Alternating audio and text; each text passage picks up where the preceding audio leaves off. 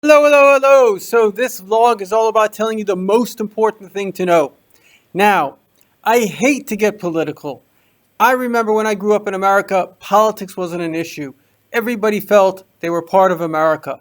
But the world is not America. We are living in the greatest bubble that exists. If you've watched Harry Potter, you know that big bubble that they put over the Hogwarts, and then basically there were all these bombs or missiles to try to blow up that bubble. That's what America is. America is the greatest dream in human history.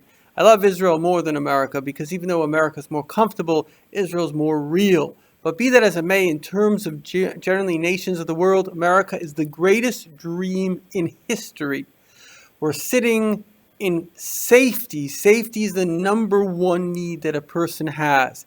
You need basic economies. You have all these systems that are functioning. Now, we all know that if you went to school, there was a bully. Why are there bullies? The answer is people are jealous. What are they jealous of? Well, they're jealous of everything. They're jealous of anything that you have that they wish they had, but they think that they won't have. And that is unfair. And that creates in their mind a need to take it away from you. So as we speak now, you have hundreds of millions of Arabs, we're just talking about America, that want to destroy America. We have hundreds upon hundreds upon hundreds of millions of Muslims that want to destroy America. In fact, Iran calls us the great Satan. Now, if you know what the Satan means to a religious person, it's the worst thing in the world. They would love to nuke us. They're working very hard on it. The fact of the matter is, when you have, as Netanyahu coined the term, state sponsors of terrorism, Saudi Arabia, who were the good friend of giving them nuclear weapons and all that crap, Saudi Arabia is one of the largest sponsors of terrorism that exists. Now, it's true that Iran and Saudi Arabia are two sides of the same coin, which is terrorism. The only thing is one is from Shia, one is from Sunni, and they both hate each other. But the bottom line is they both hate us too. And unless we wake up and I don't think the Republicans are the right solution, but basically, as one of the Koch brothers said, he said, when he looked at America, he saw, well, the Democrats are taking us 100% down the line to suicide, and the Republicans are taking us 70% down the line.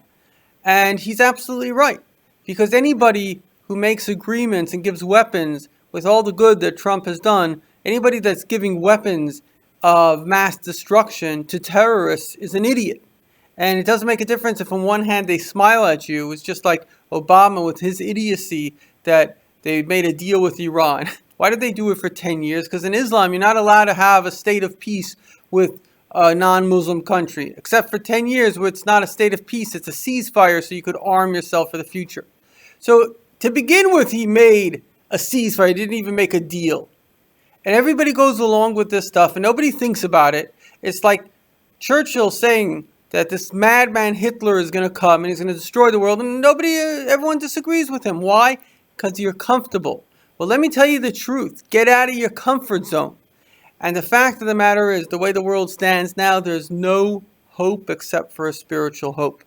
And the only thing you can do is add in your faith in God. He's going to bring the Mashiach.